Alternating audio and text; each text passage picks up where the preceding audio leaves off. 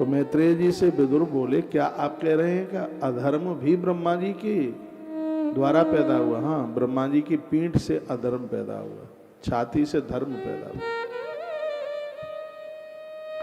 इसलिए कभी भी भगवान को प्रणाम करते हैं तो पीठ के भर नहीं करते, पीठ ऊपर होती है, छाती नीचे होती है। धर्म छाती से प्रकट हुआ है, इसलिए वक्ष पुरुष लोग अपनी छाती को प्रणाम करते समय धरती से स्पर्श करते हैं। कहा हम ये अधर्म का वंश आपसे सुनना चाहते हैं कि अधर्म की वंशावली क्या है। अमृषा अधर्मस्य भार्यासी दंभम माया च शत्रुघ्न असूत मिथुनम तत्तु निर्ति तर्जग्रहे प्रजा। वर्णन किया है अधर्म की पत्नी का नाम है अमृषा। आप ठीक से सुनिए, युवा बच्चे भी बैठे हैं, तुम्हारे मतलब की बात है। अधर्म की पत्नी का, अधर्म की घरवाली का नाम है अमृषा। संस्कृत में अमृषा कहते हैं और हिंदी में उसे कहते हैं झूठ। ये समझ लो पाप की पत्नी का नाम झूठ है। जो झूठ का सहारा लेकर के जी रहे हैं उनके ऊपर पाप लदा हुआ है। नरक तक ले जाने वाला सबसे पहला कोई सदस्य है तो उसका नाम है अधर्म, पाप। अब पाप का खानदान कौन कौन है, अब ये सुन लीजिए। पाप की पत्नी का नाम है झूठ, यानी अधर्म और झूठ। मृषा अधर्मस्य भार्या, यानी अधर्म की पत्नी मृषा यानी झूठ ने दो पुत्रों को जन्म दिया। एक का नाम था दंभ और एक का नाम था माया। जो नहीं है उसको अपना मान ले, उसे माया कहते हैं। और जितना है नहीं, दिखावा बहुत करते हैं, उसको दंभ कहते हैं। ये अधर्म के खानदानी है। ये मेरा है, ये मेरा है, ये मेरा है, मैं और मोर तोड़ते माया।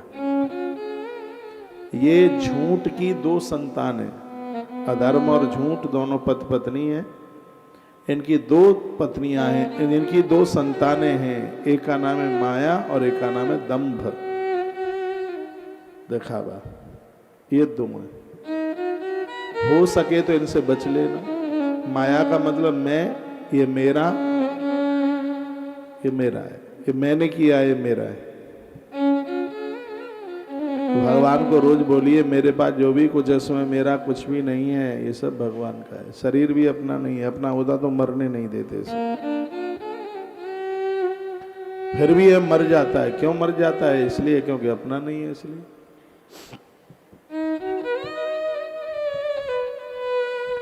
माया से कैसे भी बचे। माया खलु नर्तकी बेचारी। माया को दुष्टा कहा, इसको नर्तकी नाचने वाली कहा। और इससे आप तब बच पाओगे जब मायापति की शरण ले लेंगे, हम ईश्वर की शरण ले लेंगे, नहीं तो माया मार डालेगी। माया का पिता कौन है? अधर्म। इसकी मां कौन है? झूठ। दंभ और माया, ये अधर्म के ही यहां पर दोनों पैदा हुए। अब दंभ और माया से भी दो पैदा हो गए। उनको दोनों का नाम भी इस ग्रंथ में दिया। दंभ और माया से लोभ और मूर्खता, ये दोनों बड़े खतरनाक है। मूर्ख हृदय न चेत। मूर्ख तो इतना खतरनाक है कि ब्रह्मा जी भी गुरु के रूप में मिल जाए तो न बदले। मूर्ख, खूब समझाओ पढ़ाओ, लेकिन जब सुध आई कुटुंब की तो रहे फिर वो के वही। ये मूर्ख, ये अधर्म की सत्ता में पड़ने वाले हैं, जिनके नाम आप सुन रहे हैं। इनको भी दो हो गए, एक का नाम है क्रोध और एक का नाम है हिंसा। क्रोध और हिंसा, ये दो हुए। क्रोध बड़ा खतरनाक है। आप बड़े भले हैं यदि आपको क्रोध नहीं आता है। ये क्रोध अधर्म का खानदानी बताया, उसका वंशधर बताया। तो लोभ और मूर्खता की दो संतानें, एक का नाम है क्रोध, एक का नाम है हिंसा। इनके भी दो हुए हैं, एक का नाम है कलह और एक का नाम है गाली। जिनके मुख से बहुत गालियां निकलती हैं वो अधर्म के खानदानी बन के जी रहे हैं। जो बहुत कलयानी झगड़ा करते हैं वो भी अधर्म के खानदानी बन करके जी रहे हैं। तो कलह और गाली दो हैं, इनसे भी दो और प्रकट हो गए। एक का नाम है भय और एक का नाम है मृत्यु। दो प्रकट हो गए। वर्णन बड़ा स्पष्ट रूप से कहा गया है कि जो नरकों से बचना चाहते हैं वो अधर्म और झूठ से आज से ही बचने की कोशिश करें। एक कथा सुनाई जा रही है।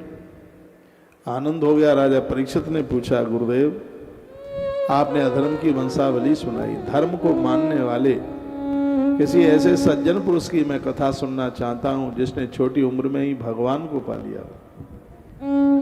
क्या बुढ़ापे में ही भगवान मिलते हैं? क्या बच्चों को नहीं मिलते? तो मिलते हैं तो किसको मिले, ये आप सुना दीजिए। बड़ी अद्भुत कथा है। और अब यहाँ वो कथा है जहां ध्रुव जी के ऊपर भगवान की बहुत बड़ी कृपा हुई है, बस सुन लें। वर्णन है प्रियव्रत उत्तान पादौ सद्रूपा पते सुदौ वासुदेवस्य कलया रक्षयाम जगतस्थितौ। धरती पर प्रियव्रत और उत्तानपाद दोनों भाई थे, मनु जी महाराज की संतान थे। सृष्टि के आरंभ में इस धरती पर 5 संतानें आई। 3 बेटियां ज्येष्ठ बड़ी थी। वो माता पिता बड़े भाग्यशाली हैं जिनके घर में पहले पहले बेटी आती है। बेटी के आने से देवता बड़े प्रसन्न होते हैं, लेकिन घर की डुकरिया बड़ी परेशान होती है। उसको लगता है ये ले उससे पहले बिटिया ही जन्माई रही है, ऐसे ही बोलती। बेटी किस चीज में कम है ये बताइए। बेटियां हवाई जहाज उड़ा रही हैं,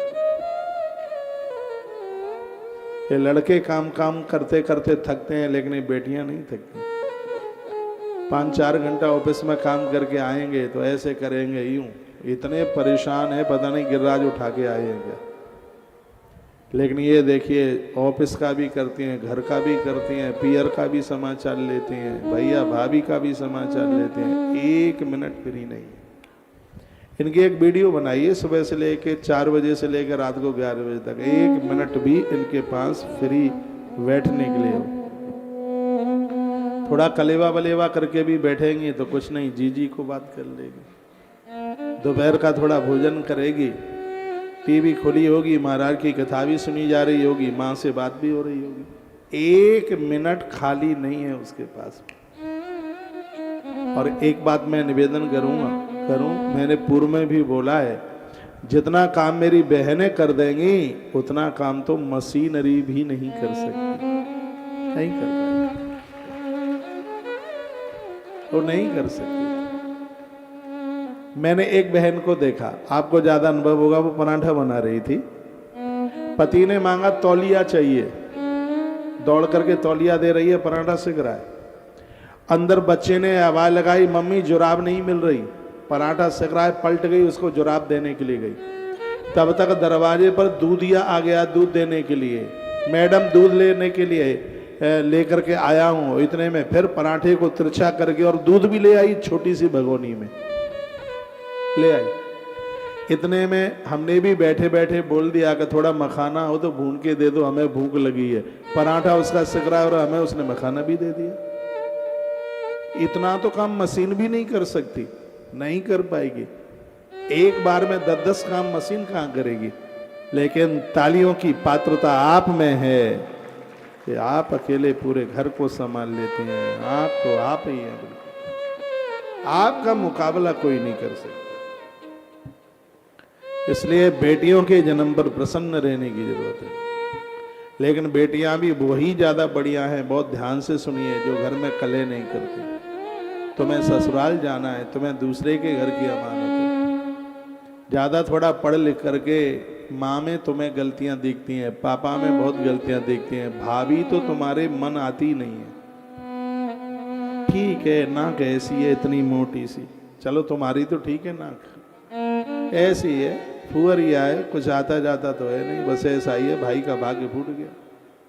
भैया कहता है कि जीजी तू क्यों इसे लगी रहती है। अच्छा, ज्यादा पत्नी का भगत बन रहा है, चल साल बाद हम चले जाएंगे, हम तेरा नाम भी नहीं लेंगे, धमकी दे देती है।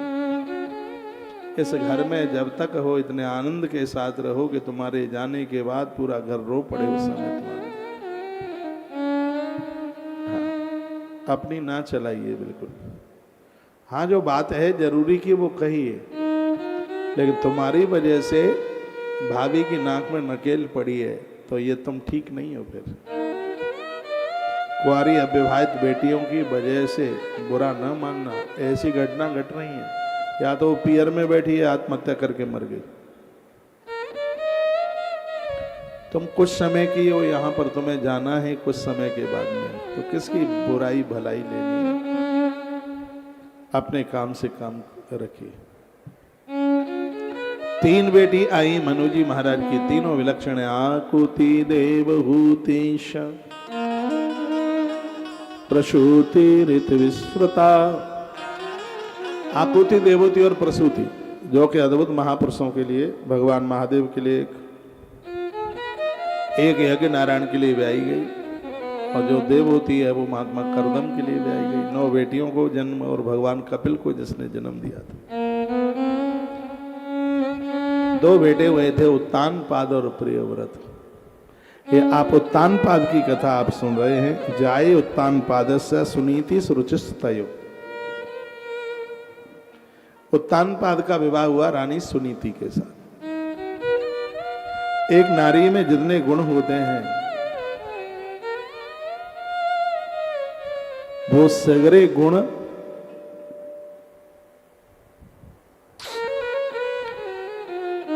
सुनीति में थे।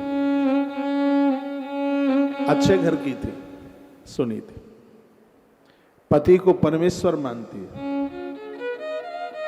लेकिन ज्यादा सीधे लोगों को लोग पगलुआ समझ लेते हैं ना। हाँ, सुनीति के साथ बेस बहुत ज्यादा। सुनीति के साथ कुछ ऐसा ही व्यवहार कुछ हुआ। थोड़ा समय ज्यादा हो गया था, सुनीति को कोई संतान नहीं हुई। राजा ने दूसरा विवाह कर लिया। वो तो बड़ी झगड़ालू है, भारी लड़ती है। उसका नाम है सुरुचि। आदमी कुआरा रह जाए, बिना विवाह के रह जाए, लेकिन धुंधुली और सुरुचि जैसी तो घरवाली ही न मिले किसी को। नरक बना रखा था। सुरुचि आ गई जो सबको भोग प्रवृत्ति की तरफ लेके जाती है, जिसकी मांगे ही पूरी नहीं होती। मांगों को पूरा करते करते आदमी बूढ़ा हो जाता है, लेकिन घरवाली की मांगे पूरी नहीं कर पाता। ऐसी ही नारी को सुरुचि के नाम से जानते हैं। समझ रहे हैं आप? अरे समझ रहे हैं तो ऐसे करो, नहीं ऐसे करो। फिर अपने बच्चों को सुरुचि मत बनने देना। केकई जैसी मांग मत रखना सामने। महाराज मृत्यु को प्राप्त हो गए, केकई ने ऐसा मांग लिया। किसी के सीधेपन का फायदा ना उठाना। अपनी ऐसी मांगे ही मत रखना जिनको सामने वाला पूरा ना कर सके। आपके बेटे का विवाह होता है, दूसरा अपनी श्रद्धा से अपनी बेटी को कन्यादान करने को जा रहा है, तुम्हारा बेटा उसे भाग गया, लेकिन तुम इतनी मांगे रख देते हो कि सामने वाला टूट जाता है। उसकी तो आत्मा रो पड़ती है। उसका इतना मन था तुम्हें अपनी बेटी देने के लिए, लेकिन तुमने मांगे इतनी रख दी थी, तो आदमी उन मांगों को कभी पूरा नहीं कर सकता। सुरुचि उन्हीं में से तो एक है। ऐसी बुद्धि जिसकी मांगों की पूर्ति कभी होती ही नहीं है, वो सुरुचि है। लेकिन सुनीति कौन है? सुष्टुम नीति, जो बुद्धि शास्त्र की नीति के अनुसार चल रही है, उसे सुनीति कहते हैं। आपके द्वारा घर में खुशबू आती है। ये कन्नौज वाला इत्र कम खुशबू देता है, लेकिन जिस समय आप घर में आनंद से रहते हैं, झगड़ा नहीं करती हैं, तो घर का कोना कोना महकता है। घर में बहुत आनंद की अनुभूति होती है। आप तो मुस्कुराते ही अच्छे लगते हैं। मुझे मुस्कुराने वाले लोग बड़े अच्छे लगते हैं। जिनके मुंह लटके ही रहते हैं, मुंह में से उतर बात, मुंह टनक गया होगा। और जिस समय इनका मुंह लटकता है तो नाक इतनी मोटी हो जाती है, इतना बुरा लगता है। कभी उनकी फोटो खींच के देख लो। और जब लोग मुस्कुराएं, हम जैसा काला आदमी भी होगा तो हंसते हुए अच्छा लगेगा, मुस्कुराते हुए, चेहरे पर हंसी। कितना भी दुख आवे, पीड़ा आवे, अपनी मुस्कुराहट को मत खोने देना। रामायण में एक कथा आती है, भरत के चरित्र में किसी साधु ने लिखा था, जिसके होठों पर हंसी पांव में छाले होंगे, हे रघुनाथ वही भरत जैसे लोग तुझे ढूंढने वाले होंगे।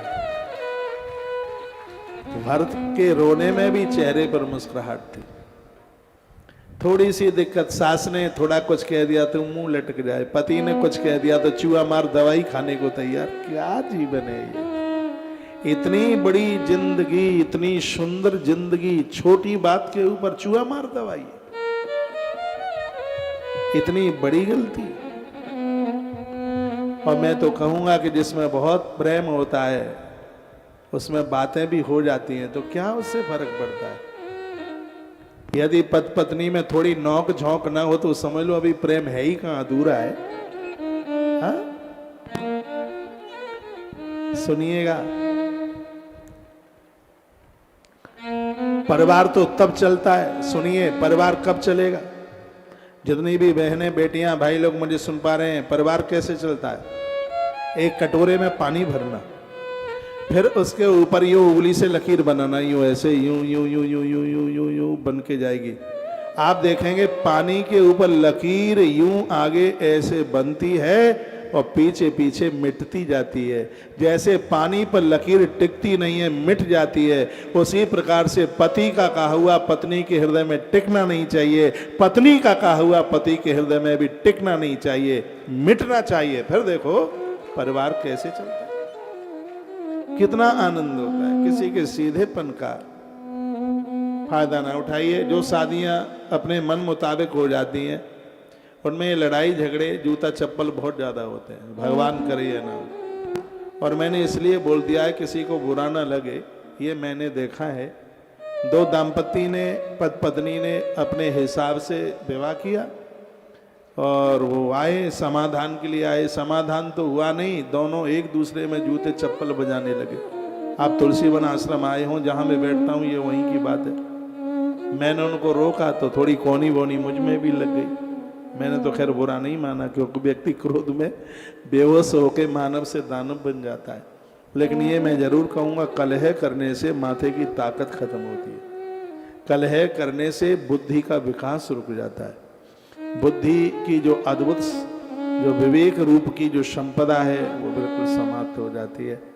पति और पत्नी ये धरती की एक बहुत बड़ी सत्ता है। प्रभु श्री राम जी ने कहा था, रावण को विजय प्राप्त करने में मेरे लक्ष्मण का बहुत बड़ा हाथ है, तो मेरी जानकी का भी बहुत बड़ा हाथ है, बहुत बड़ा रोल है ये प्रभु राम के साथ। दोनों एक दूसरे का आदर करना सीखिए, दोनों को एक दूसरे को धन्यवाद देना सीखिए। पति 8 घंटा काम करता है बाहर, परिवार चलाने के लिए पैसा लाता है। आपको नहीं पता होगा ये पैसा बड़ी मुश्किल से कमता है, बहुत कठिनाई का काम है, ये ऐसे ही नहीं मिल जाता पैसा, इसमें बड़ी मेहनत करनी होती है। पति शाम को आता है, दिन में तुमने 4 बार फोन किया, उसने फोन नहीं उठाया। देखिए कोई कंपनी उसको पैसा देती है तो तुम्हारा फोन सुनने के लिए नहीं, चलो कोई जरूरी काम है वो बात अलग है, और फोन करेगी, उसने उठाया और झगड़ के कहेगी अच्छा बहुत बड़े आदमी हो, फोन नहीं उठा सकते थे। अब वो कंपनी अपना काम कराने के लिए पैसा दे रही है कि तुम्हारा फोन उठाने के लिए, तुम्हारा फोन सुनने के लिए वो पैसा दे रही है। यदि आप अच्छी बेटियां हैं, अच्छी बहनें हैं, तो पति को काम करने में किसी भी प्रकार का व्यवधान मत कीजिए, तभी तो कर्म ही पूजा बनेगा उसने। और देखिए जब तुम बार बार उसे परेशान करते हो तो वो देख लेता है स्क्रीन पर तुम्हारा नंबर। तुम कितनी भी गोरी हो लेकिन देखेगा तो कहेगा कि आ गया देखो काली का फोन, अब मूड चाटेगी।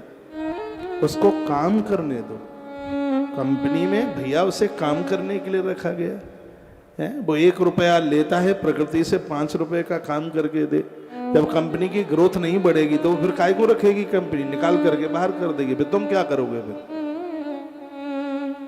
और जब वो रात को आता है घर में तो आते ही लड़ाई शुरू, मुंह लटका होगा, इतना बड़ा तबेला जैसा मुंह हो गया होगा, वो तो समझ गया फोन नहीं सुना है, ऐसा मुंह लटक गया। ना राम राम, ना श्याम श्याम, ना आसपास बैठना, ना पानी देना, ना मुस्कुराना। ये ऐसे लटके हुए मुंह भैया हमें तो बहुत बुरे लगते हैं, बहुत ज्यादा बुरे लगते। पति आवे बेचारा 8 घंटा मेहनत करके आया है, दरवाजे पर मिल जाए और कैसे हैं, दिन कैसा निकला, आप बैठो तुम हाथ पाँव धो, मैं पानी लेकर के आती हूँ, आपका घर अद्भुत बन जाएगा। मेरी बात मान लीजिए। ये सूत्र हैं जो मैं आपसे चर्चा कर रहा हूँ, पराशर संहिता में बहुत वर्णन है, याज्ञवल्क्य संहिता में बहुत वर्णन है। और इन महापुरुषों ने सुखद जीवन के लिए ही तो ये सब ग्रंथ बनाकर तैयार किया, अपना अनुभव रख दिया। तुम भी कितने भी बड़े इंजीनियर हो, कितने भी बड़े डॉक्टर हो, कितने भी बड़े वकील हो, घर में आओ तो एक पत्नी के पति बनकर, एक माँ के बेटा और बच्चों के पापा बन के ही आइए। सब ताजगिरी वहीं उतार के रख के आए। कभी कभी तो आप इतने गुस्से में घर में प्रवेश करते हो, बच्चे कहते हैं मम्मी यमराज आया, बच्चे घुस जाएंगे अंदर। हम मुस्कुराते हुए आइए, हंसते हुए आइए, प्रसन्न होते हुए आइए, आनंद हो जाए। जो हमेशा अपने पति का आदर करते हैं, उसे देख के आंख में आंसू आ जाते हैं, उस नारी को सुनीति कहते हैं। लेकिन जो हमेशा अपने पति को ऊपर तनी रही, लड़ती रही, झगड़ती रही, उसको सुरुचि कहते हैं। जिसकी पत्नी सुरुचि बनी है, आदमी बूढ़ा हो जाएगा लेकिन उसके भोगों की पूर्ति नहीं कर पाएगा। लेकिन जिसकी पत्नी सुनीति बन गई है, भैया तनख्वाह 5-7 हजार 10 हजार भी मिलती होगी तो भी अपने परिवार का गुजारा कर लेगा, लेकिन क्योंकि घरवाली बढ़िया है, इसलिए सुनीति है। बहुतों के घर में तो तनख्वाह आई और कब खत्म हो गई पता ही नहीं चला। बहुत घरों में देवियां ऐसी हैं, सुनीति बन के जीती हैं, घर को इतनी बढ़िया तरह से लेके चलती हैं और कहती हैं आप चिंता ना करो, मैं हूं ना। ये पुरुष भी घरवाली का धन्यवाद किया करे। बेचारी सुबह 4-5 बजे देखती है, सबका देखती है, रात को 11 बज जाते हैं। इस मुंह में से कह दिया करो कभी कभी, तुमने मेरे घर को संभाल लिया, मेरे मम्मी पापा को संभाल लिया, मैं तो उतना तुम्हारे लिए कर भी नहीं सकता। एक कभी मत कहना कि मैं तुम्हारे लायक था नहीं। क्यों नहीं थे? तुम उसके लायक थे, तभी तो उसे तुम मिले हो। ये लैला मजनू जैसे तो घरवाली को प्रसन्न करके, अरे मैं तो तेरे लायक था ही नहीं, तू तो इतनी सुंदर है, हम तो काले कलूटे हैं, तो फिर तो एक पंजा ऊपर और जमा के रख देगी। फिर तो क्यों नहीं थे? तुम थे, तभी तो तुम मुझसे मिले। दोनों में स्नेह हो, प्रीति हो। मैं उत्तानपाद राजा की 2 घरवालियों की कथा का निवेदन आपके बीच में कर रहा हूं। दोनों ने एक एक पुत्र को जन्म दिया। एक महलों में पैदा हुआ है और एक कानपुर के बेड़ में पैदा हुआ है बच्चा। इस रानी को घर से बाहर कर दिया गया था। कानपुर से आगे एक जगह बेठूर, ये वही है, लवकुश की जन्मभूमि है। माता जानकी अपने जीवन के अंतिम समय में यहीं बेठूर में पहुंचकर महर्षि वाल्मीकि आश्रम पर लवकुश को लालन पालन किया था। ये वही है। विधाता ब्रह्मा जी की चरण पादुका ऐसी जगह पर रखी है, गंगा जी बह रही है, वो हो बहुत अद्भुत स्थान है। महर्षि वाल्मीकि जी की तपस्थली है। महर्षि वाल्मीकि जी ने वाल्मीकि रामायण बेठूर में ही लिख करके तैयार किया था। और मैंने यह सोच रखा है, प्रभु से प्रार्थना की है, एक बार मुझे वाल्मीकि रामायण बेठूर के जंगल में सुनानी है, माँ गंगा के किनारे पर। और वो जगह आज भी वहां बनी है जिस जगह पर ध्रुव का जन्म हुआ है। वो स्थान आज भी वहां पर है जहां लवकुश का जन्म हुआ है। वो स्थान आज भी है जहां राम जी के अश्वमेध यज्ञ का घोड़ा लवकुश ने जिस जगह पर रोका। लवकुश का युद्ध हनुमान जी के साथ हो गया। वह स्थान आज भी उस जगह पर। कभी आप उत्तर प्रदेश के तीर्थों में जाएं तो बेठूर का दर्शन जरूर करिए। कानपुर से 25-30 किलोमीटर, अन्नू कितना होगा? 25-30 किलोमीटर होगा कानपुर से। गंगा का बहता हुआ वहां आनंद बहुत अद्भुत है। इतनी अद्भुत जगह है। ऐसी जगह पर सुनिए, सुनीति माता आके रहती है। एक दिन राजा सुरुचि की डांट खा करके एक रात यहां रुक के चला गया। उत्तानपाद प्रणाम यह हुआ कि माता सुनीति ने 10 महीने के बाद एक बड़े सुंदर से पुत्र को जन्म दिया। संतों ने इस बच्चे का नाम रखा और उस बालक का नाम रखा गया ध्रुव। ध्रुव जन्म से ही बड़े महान थे, छोटे से थोड़े से बड़े हुए, अभी उम्र 5 साल भी नहीं हो पाई थी उनकी। महात्माओं के आश्रम में जाते हैं, उनके कमंडल साफ करके आ जाते हैं, उनकी लंगोटियों को धो करके आ जाते हैं। एक दिन महात्माओं की आंख में आंसू आ गए ध्रुव की इस सेवा को देखकर।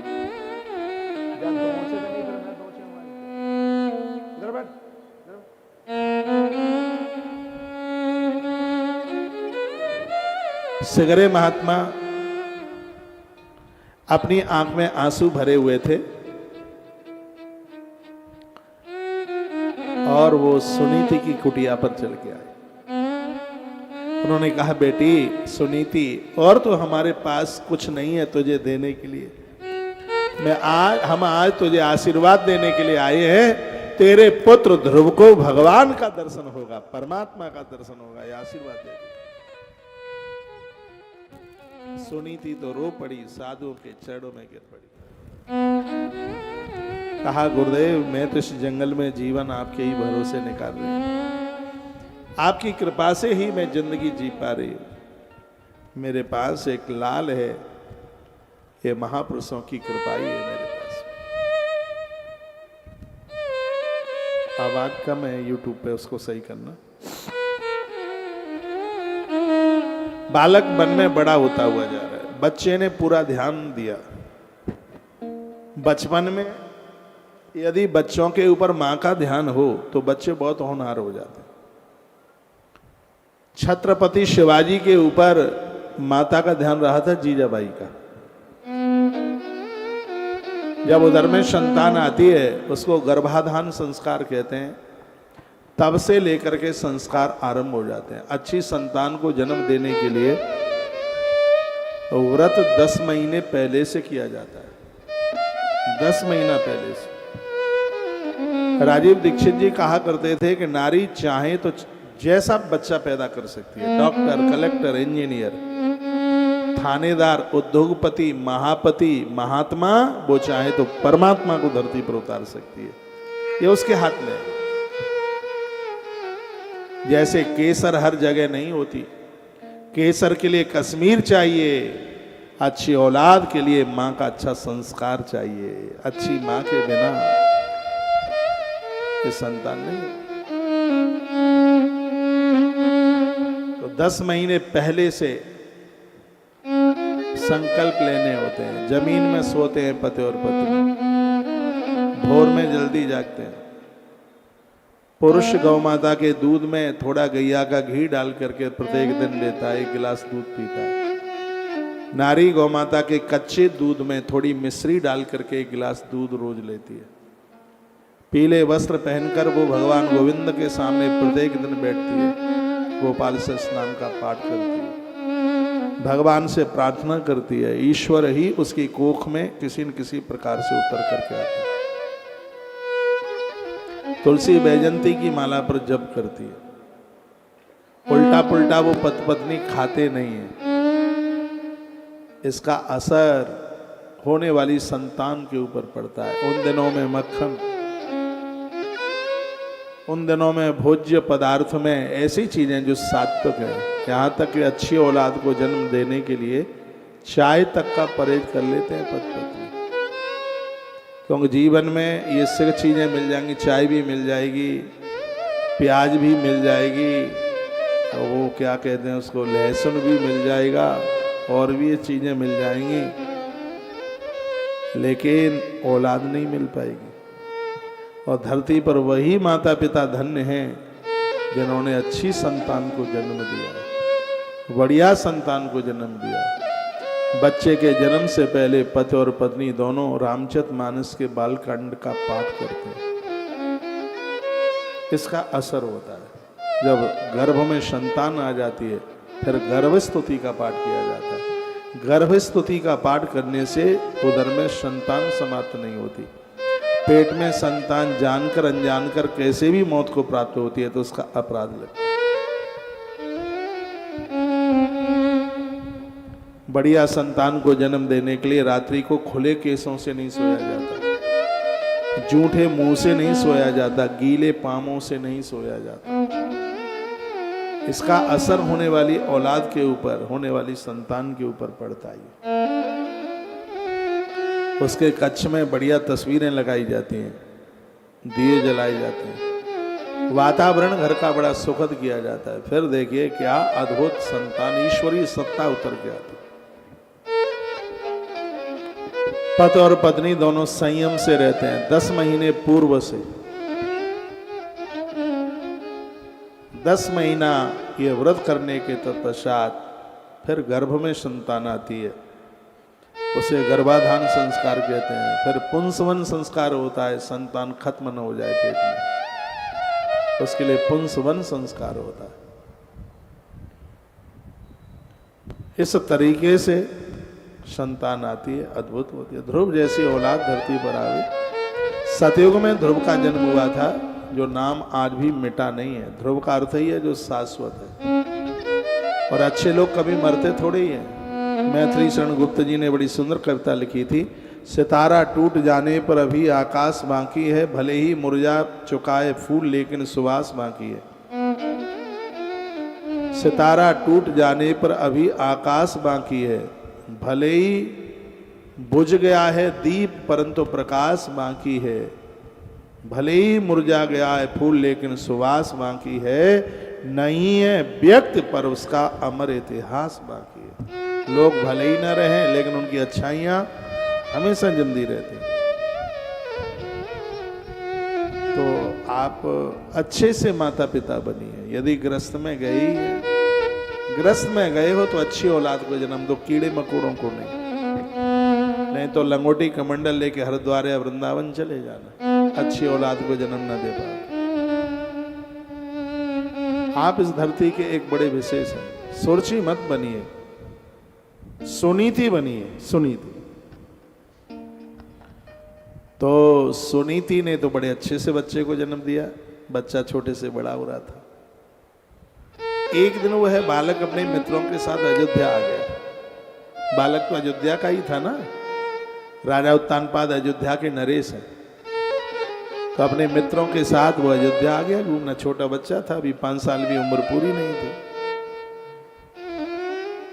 तो क्या देखा, भगवान व्यास ने लिखा है, एकदा सुरचे पुत्र अंक मारुप्य लालेयन उत्तमम नार रुक्षंतम ध्रुवम राज्याभिनंदिता।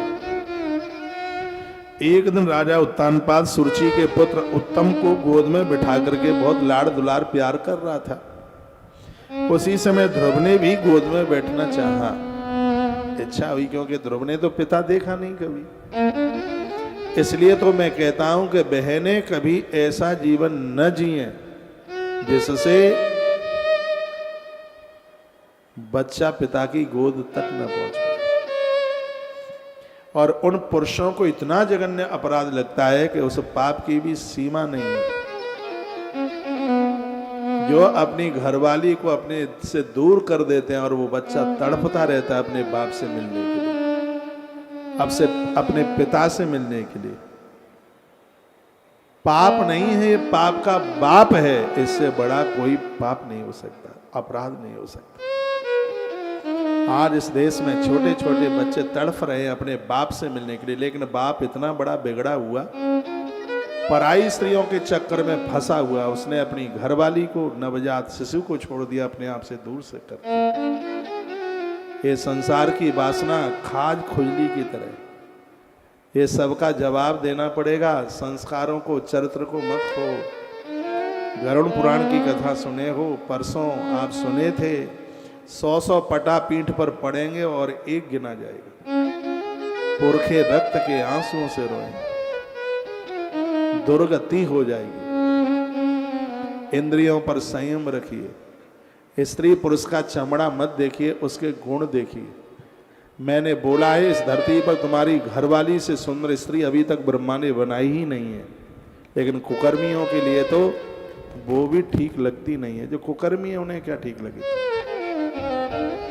मैं बहनों को कहना चाहूंगा कि परमात्मा ने तुम्हारे पति से योग्य कोई आदमी बनाया नहीं।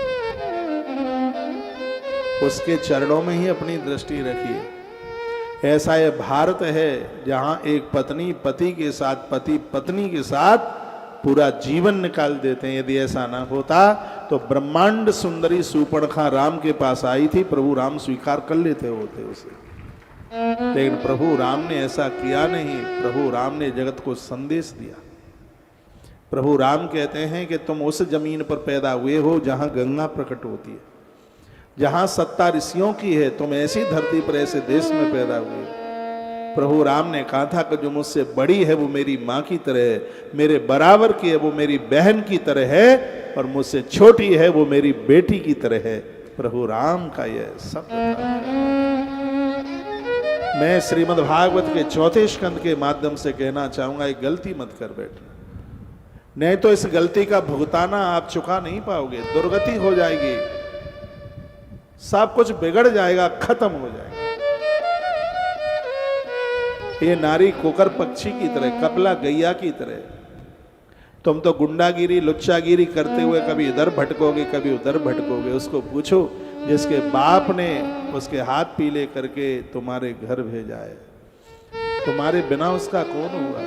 तुम तो 10 रात कहीं भी रुक जाओ, तुमसे कोई हिसाब मांगने वाला नहीं है, लेकिन स्त्री एक रात भी कहीं बाहर रुक के आ गई है तो पूरा खानदान, पूरे रिश्तेदार उसके ऊपर उंगली उठाते हैं। आज बहुत बहनों का जीवन बर्बाद हो रहा है इन कुकर्मियों की वजह से, इन घटिया लोगों की वजह से। इन घटिया लोगों की इनको इंसान तो कहा ही नहीं जा सकता, इनके लिए तो शैतान शब्द भी लज्जित होता होगा। ऐसी गलती, ऐसी त्रुटि मत करना कभी। ये भागवत का संदेश है, भगवान व्यास बोलता है। अच्छे इंसान बनो, बढ़िया आदमी बनो, लोगों के जनेता बनो, लोगों के पालक बनो, लोगों के उद्धारक बनो। जो मानवता का काम है वह काम करो। एक बेटी अपना सब कुछ छोड़ छाड़ के, देखो क्या क्या छोड़ के आती है, मामा मामी को छोड़ के आती है, फूफा बुआ को छोड़ के आती है, भाई भाभी को छोड़ करके आती है, मम्मी पापा को छोड़ के आती है, यहाँ तक कि वो अपने खानदान का कुटुंब भी, अपने खानदान कुटुंब का गोत्र भी छोड़कर तुम्हारे घर आ जाती है। फिर उसकी जिंदगी के साथ ऐसी खिलवाड़ की जाए, फिर उसके साथ ऐसा बर्ताव किया जाए, यह बिल्कुल ठीक नहीं है, ये कहीं तक ठीक नहीं है बिल्कुल। उत्तानपाद ने बहुत बड़ी गलती की थी, इसलिए आज कोई अपने बेटे का नाम उत्तानपाद नहीं रखता। इसने एक सात्विक नारी, और ऐसी नारी जिसके पास एक बेटा था, जिसके पास एक बच्चा था, और ऐसी नारी को घर से बाहर किया था।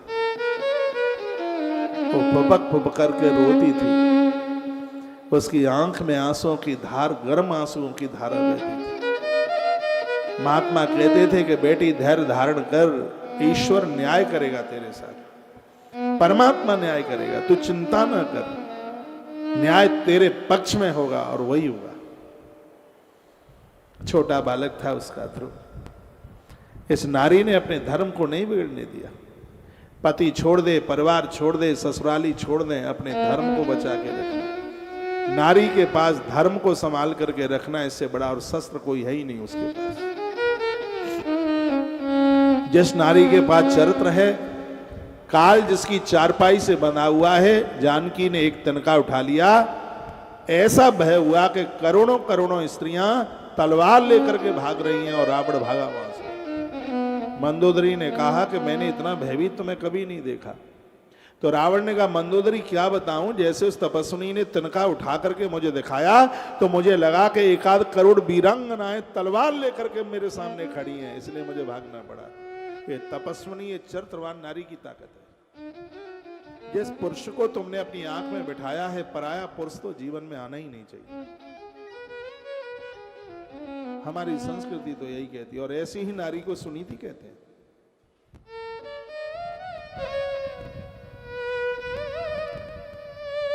ध्रुव ने ऊंचे से सिंहासन पर बैठे हुए एक राजा को देखा।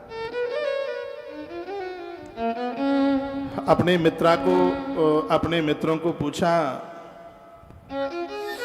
यूट्यूब की थोड़ी आवाज बढ़ा दो, कहा कि ये कौन है? मैंने ऐसा आदमी पहली बार देखा। वो तो जंगल में महात्माओं के साथ रहे ध्रुव, एक मुकुट धारण किए हुए, गले में मोतियों के हार पहने हुए, बाजूबंद में कसे हुए थे। राजा पहली बार देखा, क्या ये कौन है ये? तो मित्रों ने कहा तुम्हें नहीं पता? कहा नहीं। कहा ये तुम्हारे पिता हैं। कहा मेरे पिता? ज्यादा हो गया। मेरे पिता? मेरी मां ने तो मुझे आज तक बताया ही नहीं कि मेरे पिता जीवित है।